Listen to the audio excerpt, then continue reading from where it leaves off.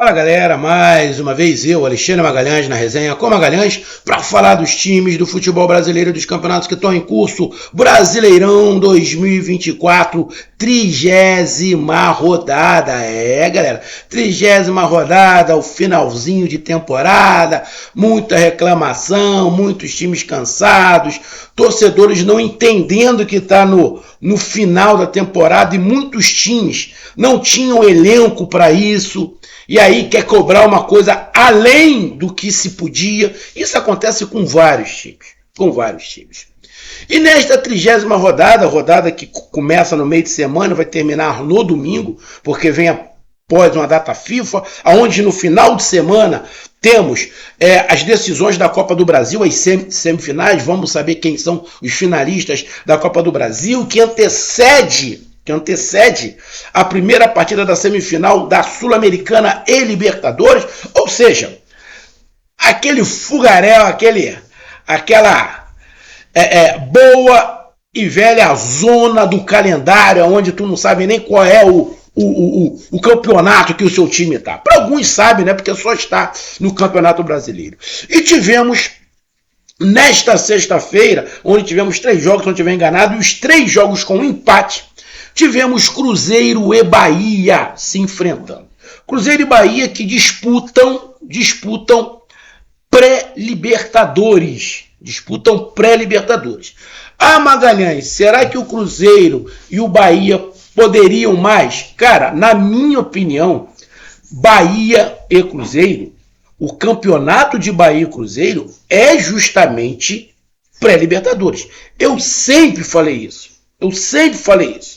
Bahia e Cruzeiro melhoraram muito, são 2 SAFs, tá? O Cruzeiro acabou trocando de treinador, botou o Diniz, mas eu não via.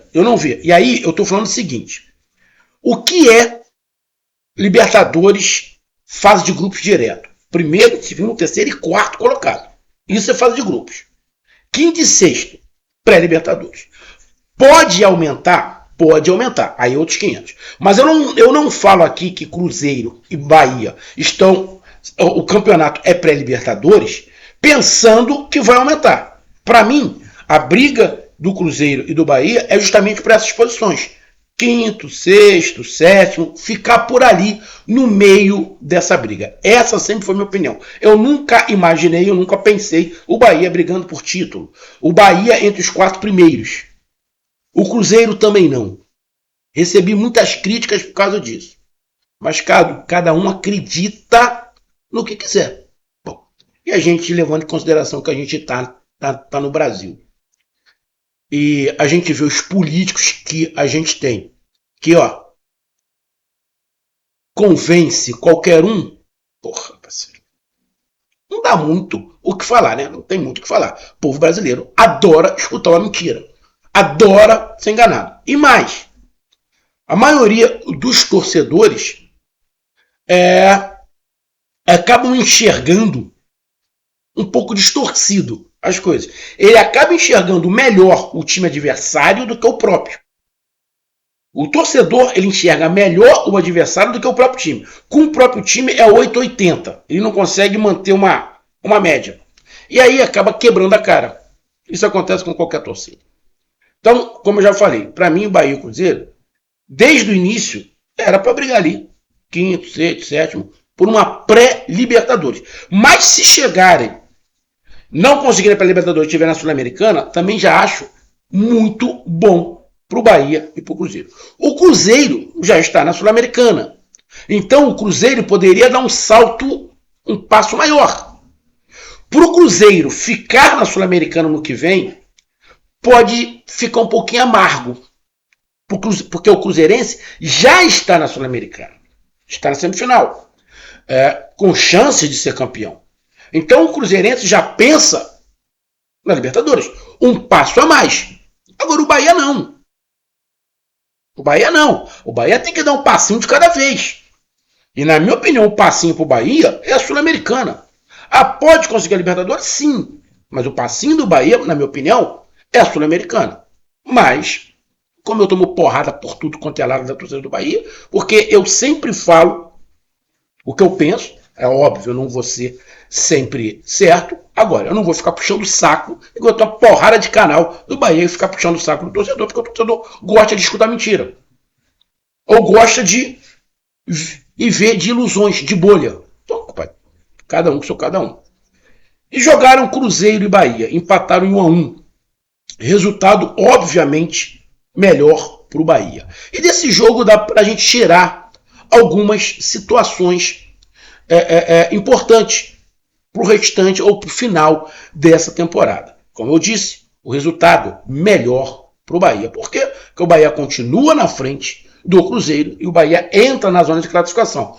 Óbvio, vai ter que secar o Internacional, mas nesse momento está na pré-Libertadores. Então vamos lá para falar desse empate de Cruzeiro 1, Bahia também 1. Então eu peço a você, meu amigo torcedor do Cruzeiro e da Raposa, meu amigo torcedor do Bahia, bora Bahia, minha porreta, tricolor de aço. Eu peço que vocês curtam, compartilhem, inscreva-se no canal, dê o seu like, ative a notificação, coloque seus comentários, entre no nosso WhatsApp, que está aqui embaixo na descrição do canal, você vai lá dizer seu nome, o time que você torce, que eu coloco você no grupo do seu time, só para lembrar, para falar de futebol, não é para falar de política nem de religião, e se você quiser ajudar o canal a crescer, você pode ajudar através do Pix, que é o número do nosso WhatsApp, você pode ajudar através do Superchat, quando estiver fazendo live, e você pode ajudar através do clube de membro do canal Resenha com Magalhães aqui embaixo de azul. E agora você pode ajudar através do Valeu, que é esse coração que se franco está do lado de compartilhar. Mais uma coisa, não deixe de se inscrever no canal, porque mais da metade da galera que acompanha o canal não é inscrito. Então dá essa moral pro canal, inscreva-se no canal. Então vamos lá, galera. Vamos pegar logo aqui a classificação. Deixa eu passar aqui pro meu outro monitor. Ih, rapaz, eu fiz alguma coisa aqui que eu não sei como é que foi que eu fiz. Aqui, já tem outro monitor aqui. Vamos lá, para a classificação. Com esse empate, o Bahia fica na sexta colocação com 46 pontos e o Cruzeiro na oitava com 44. Por que o empate foi bom o Bahia? Porque o Bahia continuou na frente do Cruzeiro. Se o Cruzeiro tivesse vencido, o Bahia estaria com 45 e o Cruzeiro estaria com 46. Ou seja, passaria o Bahia ficaria atrás do Internacional, cairia ali para a oitava colocação. Então, o empate foi excelente para o Bahia. Excelente para o Bahia. O Bahia agora vai ter que secar o Internacional, porque tem 2 jogos a menos. Vai jogar o Clássico e ainda tem um jogo contra o Flamengo atrasado. Mas o Bahia entra na zona de classificação. Então, o empate foi, em relação à classificação, obviamente, muito melhor para o Bahia do que para o Cruzeiro. Você pega os números aqui, você vai ver que foi um jogo bem parelho, né? Cruzeiro 11 chutes, Bahia 10. O Cruzeiro deu 3 chutes em direção ao gol, o Bahia deu 4. Posse de bola 48-52, ficou 6-6 ali. Precisão nos passos dos dois times acima de 80%. Então foi um jogo bom, porque acertaram o passe e foi um jogo bom. O jogo, na minha opinião, foi um pouco melhor no segundo tempo do que no primeiro. E aí vai também uma questão de espaço, de encontrar espaço, entender o jogo. O Matheus Gonçalves do Cruzeiro apareceu mais. O Rogério Ceni conseguiu aproveitar as brechas que os esquemas do Diniz dão, apesar do Cruzeiro não estar jogando igual a gente sabe que o Diniz joga. O Cruzeiro ainda não joga igual o que o Diniz quer. Eu acho que esse Cruzeiro não tem as peças que o Diniz precisa para aplicar o seu sistema. Ou o Diniz botou o pé no freio. Vai fazer um feijão com arroz, mais ou menos, que o feijão com arroz do Diniz nunca é um feijão com arroz simples. Ele vai fazer um feijão com arroz mais ou menos dentro do que ele imagina. E para ano que vem, aí sim ele implantar o que ele gosta. Porque esse Cruzeiro ainda não está com a cara do Diniz. E também não era para estar. Ele pega no meio, o meio final. Então, mas você vê que esse Cruzeiro dá as mesmas brechas, né? E falta ali encaixe, entendimento de esquema, que o Diniz do Fluminense também dava. Mesmo aquele Fluminense no auge, ele tinha aquelas brechas que qualquer time que joga com a linha muito alta vai dar. O problema é que o Bahia tem uma posse de bola muito qualificada. Apesar de não ter o Caio Alexandre, teve que jogar o Jean Lucas para trás, colocou o Tassiano mais como meia, né? Abriu o Biel para dar uma profundidade, porque sabia que ia ter espaço por causa do Diniz. Então, cara, você pega os números aqui, os números são bem parelhos. O Bahia, como eu falei, foi com Everaldo, Biel e Cauli, né? Ali na linha de frente, com Jean Lucas, Tassiano e Everton Ribeiro. Então, o Jean Lucas fazendo mais, né? O Caio Alexandre ali, o Cauli um pouco pro lado, o Tassiano um pouco pro meio, o Biel mais aberto, e explorou bem. Teve uma grande chance, o Cruzeiro, que foi tirado a bola quase embaixo da trave para abrir o placar. Depois o Bahia teve um predomínio, conseguiu encaixar as jogadas ali com o Biel, que foi, na minha opinião, o melhor jogador do primeiro tempo. O Matheus Gonçalves no Cruzeiro não conseguiu aparecer muito. Conseguiu ali boas situações. O Bahia, o Cássio fez boas defesas. Então foi um jogo muito movimentado, onde, na minha opinião, o Bahia encontrou um ponto melhor para atacar do que o Cruzeiro. O Cruzeiro teve mais dificuldades de atacar, criou uma grande chance, mas o Bahia respondeu. E se você pegar num conjunto geral, apesar da chance claríssima ali, né, debaixo da trave, esse sido do Cruzeiro, mas o Bahia criou. Teve o gol anulado, acho que do Tassiano, se eu não estiver enganado, e estava muito impedido, ele estava muito na frente, mas foi um jogo bem movimentado, na minha opinião, bem jogado. E aí, vai um detalhe. A torcida do Bahia tá metendo a porrada no Rogério Ceni e pedindo pro Rogério Ceni sair. E eu falei, lógico, o Rogério Ceni tem um monte de erro. O time do Bahia estava cansado. Mas diz a torcida do Bahia nunca entendeu. A torcida do Bahia nunca entendeu que está no final da temporada e vai cansar. E quando cansar, Jean Lucas, Everton Ribeiro, Caio Alexandre, Cauli, vão cair de produção e o time inteiro vai cair de produção. Porque o time passa por esses quatro. Se esses quatro não tiverem dia, o time não roda. Não, porque não tem ninguém para fazer rodar. E o time estava cansado. Deu essa pausa, parece que recuperou um pouco o fôlego, né? E você viu no jogo que o time estava mais inteiro. O time mais inteiro fisicamente, a coisa vai funcionar um pouco melhor. Isso é óbvio, não é só com o Bahia, com qualquer um. O problema é não querer enxergar. O problema é querer encontrar o culpado e colocar alguém que tem uma varinha de condão. É complicado, né? Mas não estou aqui só para defender o Rogério Ceni. Não, o Rogério Ceni é pra cacete. Agora, irmão, a gente está no final de temporada. E o Bahia não tem substitutos para os quatro do meio. O Depena não é. Mas tem o Rodrigues. Irmão, não tem ninguém para os quatro do meio.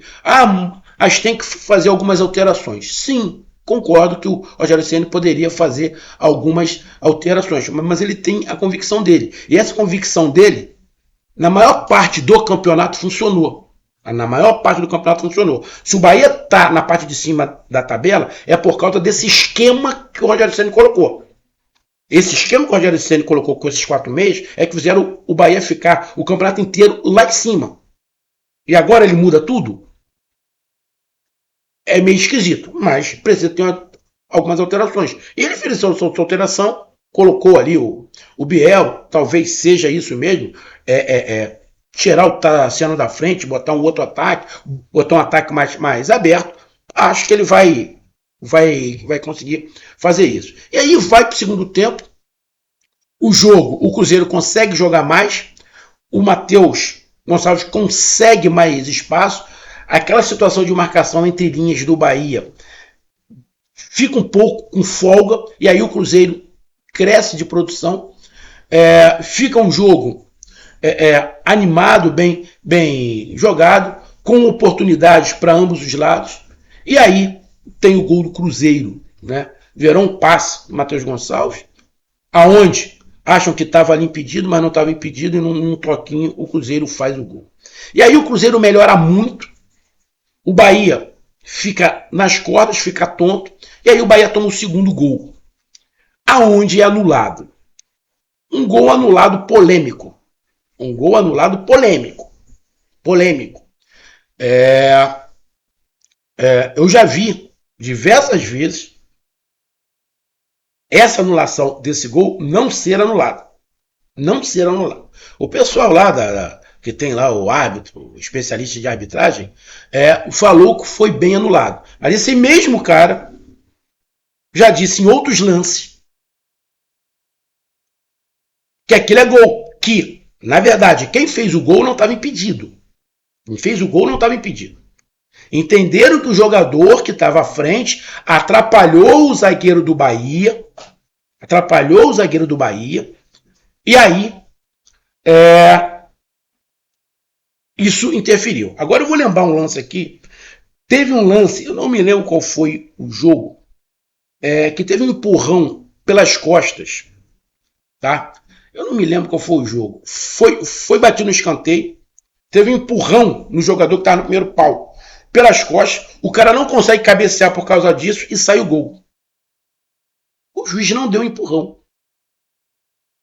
E aí depois teve um lance, num outro jogo muito parecido, que o juiz deu a falta. Ou seja, critério zero. Então, o critério que o juiz usou para anular esse gol do Bahia não é o mesmo critério que alguns outros juízes já deram num lance exatamente igual que validaram o gol. Ou seja, o gol foi validado por uma questão de interpretação do árbitro.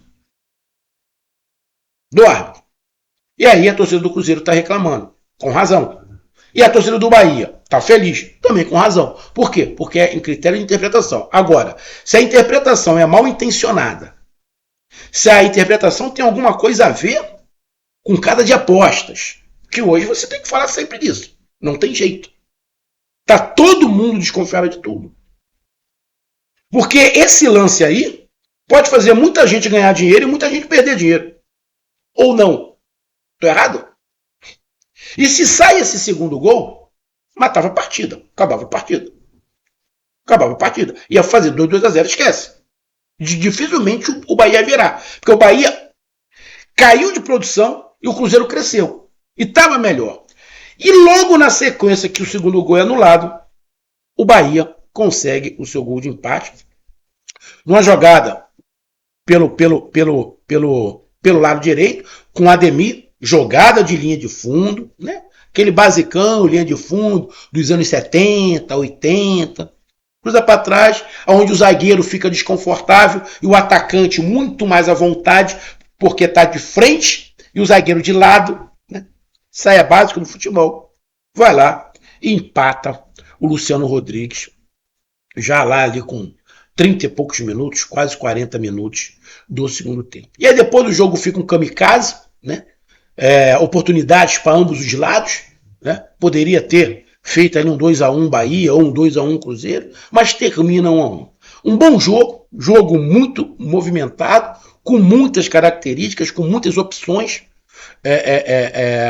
aonde, cara, valeu a pena o ingresso. E aí, 2 detalhes. Primeiro, o Cruzeiro ainda não tem a cara do Diniz, para mim isso é muito normal. E o outro, em relação ao Bahia. Esse tempo que o Bahia teve para descansar, surtiu efeito. O Bahia precisava descansar. O desempenho do Bahia melhorou. Então tá aí a minha análise. Um grande abraço, até mais, valeu, tamo junto, fui!